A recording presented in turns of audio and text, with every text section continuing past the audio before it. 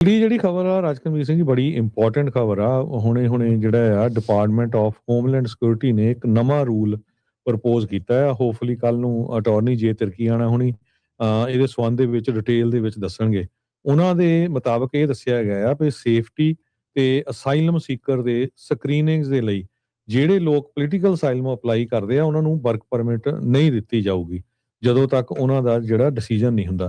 ਕਹਿੰਦੇ ਵੀ ਕਾਫੀ ਲੰਮੇ ਸਮੇਂ ਤੋਂ ਫਰੋਜੂਲੈਂਟ ਅਸਾਈਲਮ ਕਲੇਮ ਹੋ ਰਹੇ ਸੀ USA ਦੇ ਵਿੱਚ, ਜਿਹਦੇ ਨਾਲ ਸਾਡਾ ਜਿਹੜਾ ਇਮੀਗ੍ਰੇਸ਼ਨ ਦਾ ਸਿਸਟਮ ਆ ਉਹ ਓਵਰਵੈਲਮਿੰਗ ਹੋ ਗਿਆ ਤੇ ਉਸ ਨੂੰ ਉਹਦੇ ਚ ਮੈਰਿਟਲੈਸ ਐਪਲੀਕੇਸ਼ਨਸ ਸੀਗੀਆਂ। DHS ਦੇ ਸਪੋਕਸਪਰਸਨ ਨੇ ਇਹ ਕਿਹਾ। ਸੋ ਅਸੀਂ ਇੱਕ ਓਵਰਹਾਲ ਕਰਨ ਜਾ ਰਹੇ ਹਾਂ ਅਸਾਈਲਮ ਸਿਸਟਮ ਨੂੰ, ਜੋ ਕਿ ਐਨਫੋਰਸ ਕਰੂਗਾ ਜਿਹੜਾ ਬੈਕਲੌਗ ਚੱਲ ਰਿਹਾ ਹੈਗਾ ਆ ਪ੍ਰਾਇਰ ਐਡਮਿਨਿਸਟ੍ਰੇਸ਼ਨਸ ਦਾ, ਉਸ ਨੂੰ ਕਲੀਨ ਕੀਤਾ ਜਾ ਸਕੇ।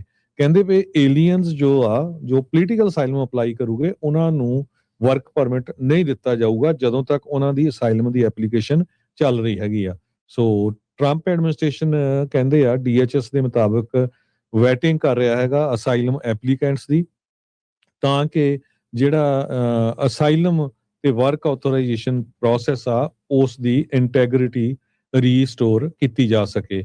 ਸੋ ਇੰਪਲਾਇਮੈਂਟ ਆਥੋਰਾਈਜੇਸ਼ਨ ਜੋ based on pending asylum applications ਆ, ਉਹ ਕਹਿੰਦੇ ਵੀ ਹਿਸਟੋਰਿਕ ਹਾਈ ਪਹੁੰਚਿਆ ਹੋਇਆ ਹੈਗਾ US ਇਮੀਗ੍ਰੇਸ਼ਨ ਤੇ ਕਸਟਮ ਐਨਫੋਰਸਮੈਂਟ ਦੇ ਜੋ ਰਿਸੋਰਸਸ ਆ ਉਹ ਦੱਸ ਰਹੇ ਹੈਗੇ। ਕਹਿੰਦੇ ਵੀ ਹਰ ਇੱਕ ਇਲੀਗਲ ਏਲੀਅਨ ਇਸ ਸਿਸਟਮ ਨੂੰ ਐਕਸਪਲੋਇਟ ਕਰਨ ਦੀ ਕੋਸ਼ਿਸ਼ ਕਰਦਾ ਹੈਗਾ by applying for asylum.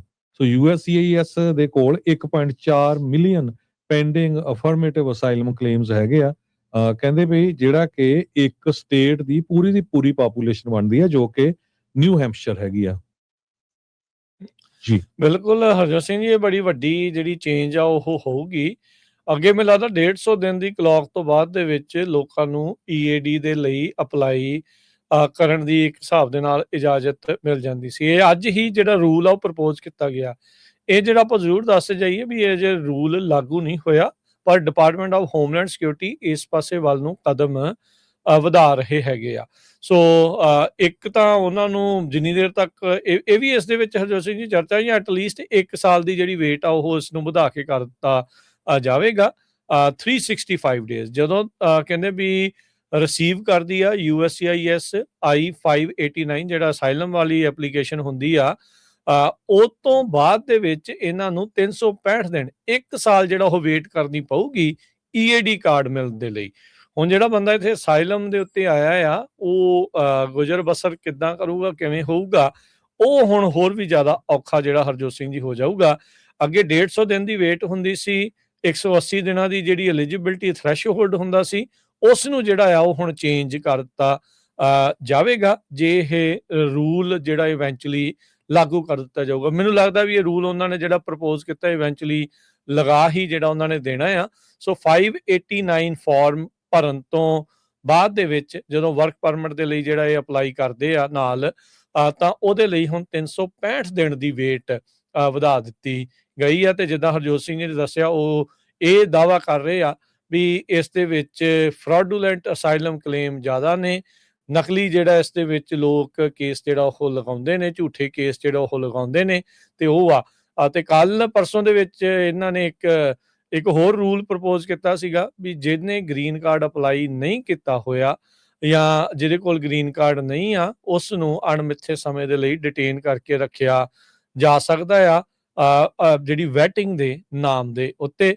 So basically ਕਹਿ ਸਕਦੇ ਆ ਵੀ ਜਿਹੜੀ department of homeland security asylum ਦੇ ਆਧਾਰ ਦੇ ਉੱਤੇ ਲੋਕ ਜੋ ਇੱਥੇ ਕੰਮਕਾਰ ਕਰਦੇ ਸੀਗੇ ਜਾਂ ਜਿਹੜੇ ਅਸਾਈਲਮ ਦੇ ਆਧਾਰ ਦੇ ਉੱਤੇ ਇੱਥੇ ਰਹਿ ਰਹੇ ਸੀਗੇ, ਉਹਨਾਂ ਨੂੰ ਮੁਲਕ ਚੋਂ ਕੱਢਣਾ ਤੇ ਉਹਨਾਂ ਨੂੰ ਕੰਮ ਨਾ ਕਰਨ ਦੇਣ ਵੱਲ ਨੂੰ ਜਿਹੜੇ ਕਦਮ ਆ ਉਹ ਤੇਜ਼ੀ ਦੇ ਨਾਲ ਵਧਾਏ ਜਾ ਰਹੇ ਆ।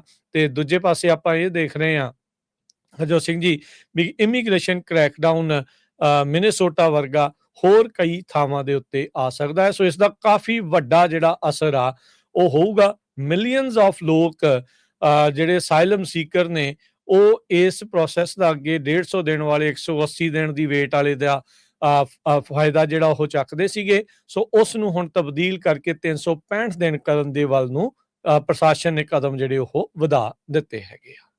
ਇਹ ਪ੍ਰਪੋਜ਼ਲ ਜਿਹੜਾ ਐਗਜ਼ੀਕਿਊਟਿਵ ਆਰਡਰ 14159 ਪ੍ਰੋਟੈਕਟਿੰਗ ਦਾ ਅਮਰੀਕਨ ਪੀਪਲ ਅਗੇਂਸਟ ਇਨਵੇਜਨ, ਸੋ ਇਸ ਦੇ ਤਹਿਤ ਜੋ ਇਹ ਰੂਲ ਬਣਾਇਆ ਜਾ ਰਿਹਾ ਆ, ਤੇ ਹੋਰ ਇਨਫੋਰਮੇਸ਼ਨ ਦੇ ਲਈ ਜਾਂ ਰੂਲ ਮੇਕਿੰਗ ਦੇ ਲਈ ਫੈਡਰਲ ਰਜਿਸਟਰ ਦੇ ਵਿੱਚ 60 ਦਿਨਾਂ ਦਾ ਪਬਲਿਕ ਕਮੈਂਟ ਜਿਹੜਾ ਆ ਉਹ ਮੰਗੇ ਗਏ ਹੈਗੇ ਆ।